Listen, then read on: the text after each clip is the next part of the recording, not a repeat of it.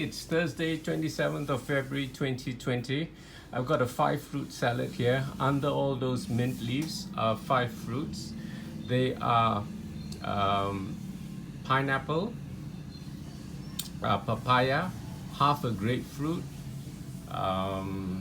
and about 12 black grapes. Okay, so those are the 4 items, and I put this juice of half a lemon squeezed on top, and my homemade chaat masala powder. The recipe I posted yesterday. I'll give you the link in the video description, as well as the mint. Oh, I forgot my flax seeds, so I'll put the flax seeds on top. I haven't put them yet.